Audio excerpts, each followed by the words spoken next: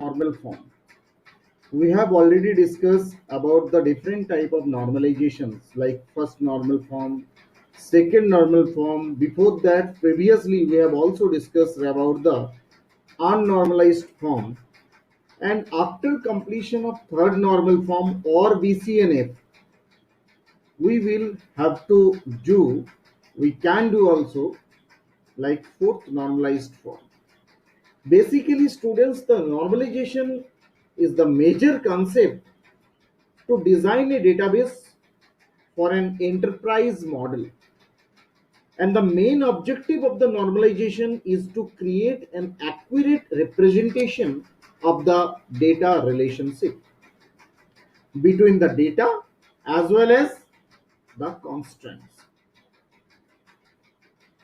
Students, हमारी main purpose normalisation में ये होता है कि हम जितना ज्यादा रिपीटेशन ऑफ डेटा को कम कर सके,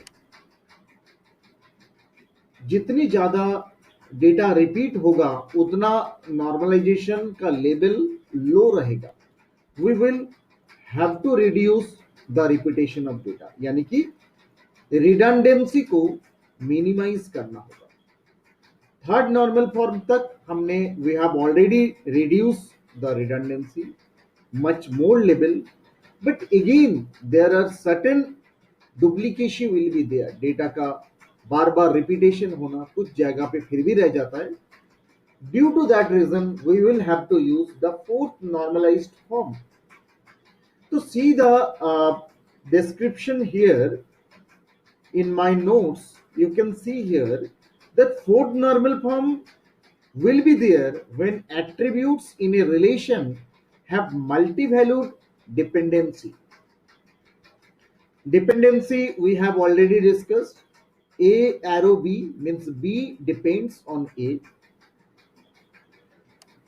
अगर एट्रीब्यूट एक एट्रीब्यूट यानी कि जैसे A एरो टू बी, मतलब बी जो है वो ए के ऊपर फुल्ली डिपेंड है, दैट विल बी डिपेंडेंसी. ऐसी किसी डिपेंडेंसी में रहता है जहां मल्टीपल डिपेंडेंसी हो, यानी कि A and C related to B suppose कीजिए, तो दैट टाइम हमें और रिड्यूसिबिलिटी करने का रिक्वायर्ड होता है, यानी कि आपको रिडंडेंसी का रिक्वायर्ड होता है. Further normalization to 4NF and after that there will be also some 5NF we require अगर ऐसा मल्टी वैल्यू डिपेंडेंसी रहता है. तो नाउ हम एक कुछ एग्जांपल्स के साथ आगे बढ़ेंगे, कुछ डिस्क्रिप्शन के साथ बढ़ेंगे. बट अब मल्टी वैल्यू डिपेंडेंसी क्या है? Multi value dependency is a typical kind of dependency in which each and every attribute within a relation depends upon the other. कोई भी टेबल के अंदर एक या दो एट्रीब्यूट या फिर तीन एट्रीब्यूट या चार एट्रीब्यूट यानी मोर देन टू एट्रीब्यूट्स अपने सर्टेन यूज में लिए हैं, जब उसमें से कोई एक सिंगल एट्रीब्यूट मल्टीपल एट्रीब्यूट से डिपेंड करेंगे, जैसे मान लीजिए ए बी और सी से रिलेट करता हो या ए बी सी डी से रिलेटेड हो, तो ऐसा टाइम में that will be called multi valued dependency. Yet none of them is a unique primary key. ऐसा भी केस होता है उसमें, उनमें से कोई भी प्राइमरी की नहीं होता. Still they are dependent over, one is dependent on two or other attributes. So now with the certain example we are considering that a vendor supplying many items to many project in an organization. एक company है जिसके अंदर supply करने वाला कोई vendor है, वो बहुत सारे आइटम किसी प्रोजेक्ट के अंदर कंपनी में, ऐसा एक प्रोजेक्ट नहीं, कंपनी में भी बहुत सारे प्रोजेक्ट्स होते हैं. तो इन एन सर्टेन ऑर्गेनाइजेशन एक vendor many items many project के लिए सप्लाई करता है. तो हम ऐसा एजम्पशंस उस केस में ले सकते हैं. Like the first point here, a vendor is capable of supplying many items. Vendor जो है हो सकता है बहुत सारे आइटम सप्लाई कर रहा हो, या फिर ए प्रोजेक्ट यूज मेनी आइटम्स. एक प्रोजेक्ट जो है वो बहुत सारे आइटम्स के द्वारा सप्लाई हो रहा हो, राइट. या ये vendor supply to many project, vendor जो है वो बहुत सारे प्रोजेक्ट्स में सप्लाई कर रहा हो, या फिर एन आइटम में be supplied by many vendors, एक आइटम जो है वो बहुत सारे वेंडर के द्वारा सप्लाई हो रहा हो। तो स्टूडेंट 4 एजम्पशन हमने लिया है। 4 एजम्पशन के लिए आप नीचे की टेबल देखिए, मैं टेबल्स को भी उस एजम्पशन के साथ डिस्क्राइब कर देता हूं। जैसे मान लीजिए V1 जो वेंडर है, राइट, वो वेंडर I1 आइटम को भी सप्लाई करता हो, I2 आइटम को भी सप्लाई करता है, और I1 I2 आइटम्स के लिए प्रोजेक्ट भी कोई पर्टिकुलर एक नहीं है, P1 भी हो सकता है, P3 भी हो सकता है। इस टेबल से आपको समझ में आ रहा है student. By the same way V2 vendor I2 item के लिए P1 प्रोजेक्ट में काम करता हो, या I3 के लिए P1 में काम करता है। By the same way, V3 vendor is also working over the item number I1 on P2 or P3. So those are different data which has been situated inside a table which has been there inside a database. तो multi valued dependencies यहाँ पे utilize लिया गया है। There are certain multi values dependencies. तो students, the given relation has a number of problems. For example, जैसे मैं आपको कुछ उदाहरण के साथ अभी समझा रहा हूं, please see here also. If the vendor V1 has to supply to project P2, अगर मान लीजिए जैसे V1 यहां P2 से रिलेट नहीं कर रहा हो, but V1 has to supply to project P2, but the item is not yet decided, क्योंकि हमने यहाँ पे एंट्री नहीं कर रखा है, then a row with a blank of item has to be introduced. क्योंकि अगर वेंडर उसके लिए काम नहीं करता हो, that time में हमें blank item number एंट्री करना होगा, that will be a problem. And again second one is also there is a problem, like the information about the item I1 is stored twice the vendor V3. एक ही item को vendor बार बार दोनों जगह में दोनों प्रोजेक्टों के लिए सप्लाई कर रहा है, सेम आइटम। तो students observe that the relation given is in 3NF। ऐसा सिचुएशन 3NF तक तो ये टेबल जनरेटेड था। नाउ इस सिचुएशन को हम we want to proceed with a 4NF. It still has the problem mentioned above, and the problem is reduced by expressing this relation as two relations in the fourth normal form. हम इसको छोटे सी concept के जरिए दो part में divide कर सकते हैं students, right.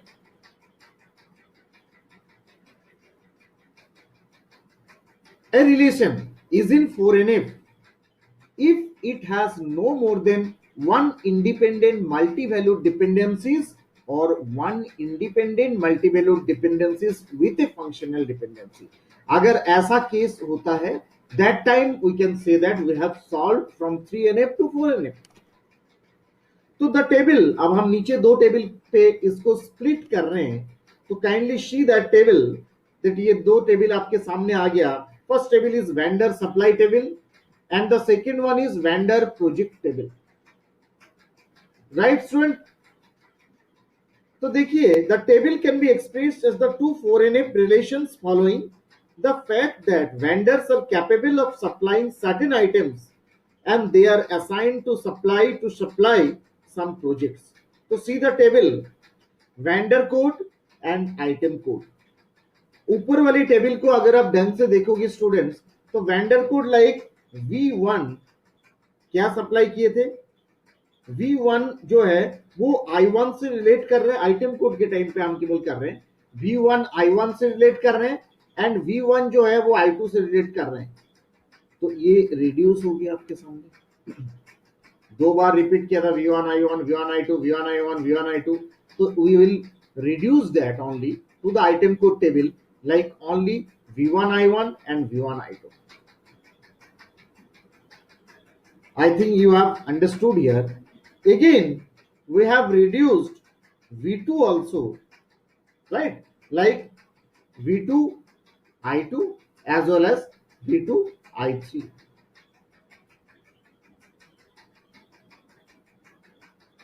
Student, V3 also you can see that V3 I1 only. V3 केवल एक ही से रिलेट करता है, that is V3 I1. V2 दो में थे, V2 I2, V2 I3. So this one is the vendor and item code relationship.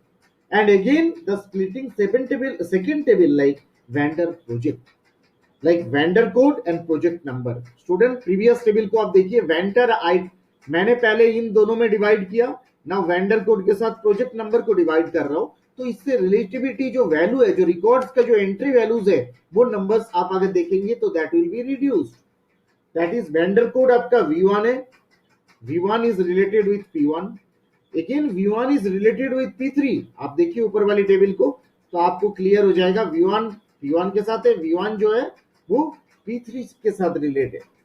Again V2 is related with P1 and V2 is related with P2 and the V3 is related with P3 only.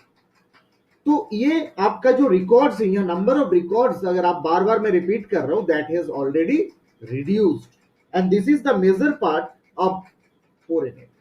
तो I think you have understood multi value dependencies में आप जब repetition of values को reduce कर रहे हैं, that is the main purpose of your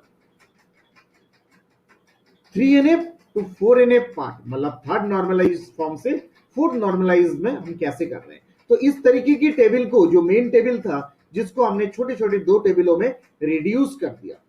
तो I think you have understood about the 4NF. Now student I am going with the discussion of 5NF, यानी कि अब हम फिफ्थ नॉर्मलाइज्ड फॉर्म में रिलेट करने जा रहे हैं. हमारे पास फिर भी कुछ कमियां रह जाएगा after reduce of the after taking the redundancy from the normalization of fourth form. क्या परेशानी आते हैं अपने पास, क्या प्रॉब्लम जनरेट होते हैं? These relations still have a problem, like while defining the 4NF we mention that all the attributes depend upon each other. While creating two tables in the 4NF, although we have preserved the dependencies between vendor code and item code, मैंने दो part में विभाजित किया था. आपके सामने ऊपर वाली टेबल आप देख पाएंगे, vendor code and item code. And the second one is vendor code and item code. The first था vendor code with project, right.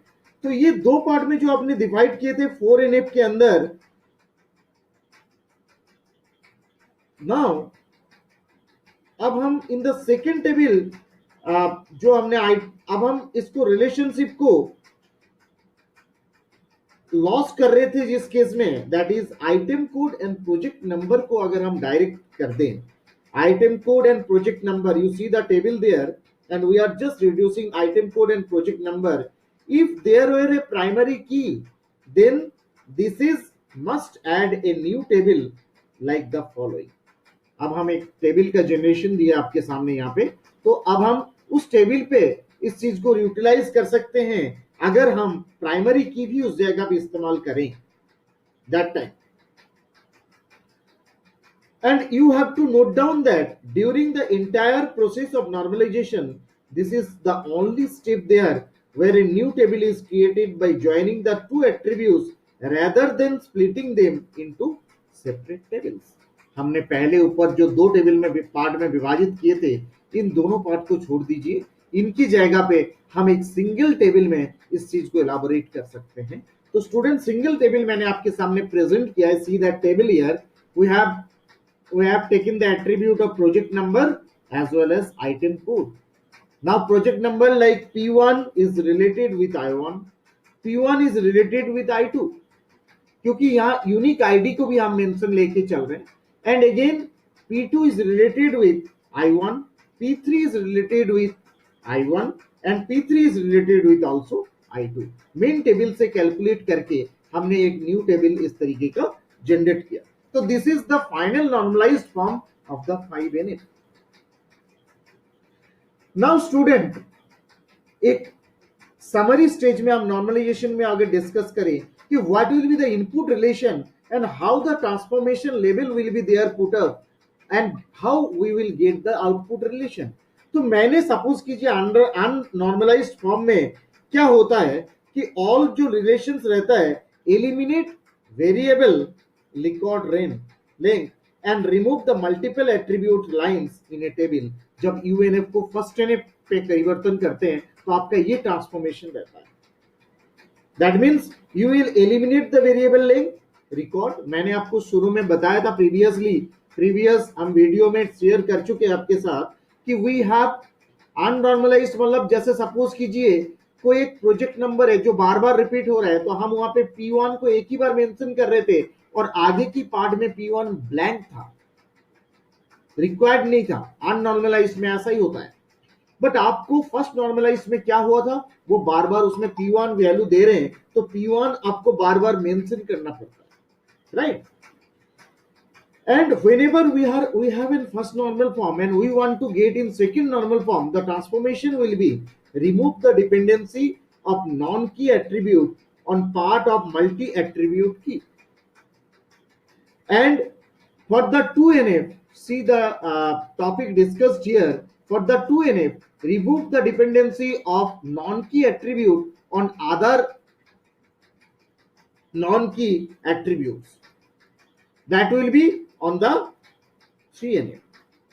And again, अगर आपके पास 3NF है, आप ट्रांसफॉर्मेशन करके आप BCNF करेंगे. Transformation will be remove the dependency of an attribute of a multi attribute key on an attribute of another. That means overlap हो रहा है जिस केस में, एंड मल्टी एट्रीब्यूट की जिसको आप बोल रहे थे, तो उस केस में आपका BCNF का इस्तेमाल होगा. नाउ BCNF को जब आप 4NF में ट्रांसफर किए थे तो remove more than one independent multi valued dependency from the relation by splitting relation. जो अभी अभी हमने देखा है BCNF आपके पास था, अब मल्टी वैल्यू डिपेंडेंसी जहां पे यूटिलाइज्ड हो रहा है उस केस में आपको वन इंडिपेंडेंट डिपेंडेंसीज में लाना था, तो आपने 4NF का इस्तेमाल किया है. And ultimately we will use the 5NF there from the 4NF part when add one relation which is relating attributes with multi-value dependency. Last में सिर्फ सिंगल एक रिलेशन बनाया, स्प्लिट करके अलग अलग टेबल्स हमने हटा दिया और only there will be a single table जहां पे आपका one relation relating attributes with multi value dependency. Students, ultimately the purpose of normalization was there that we are reducing the repeating of data and taking a finalized table data where the redundancy has been completely reduced. So I think you have understood the topic of normalization. This is the complete concept of your normalized form and normalization. Thank you, students.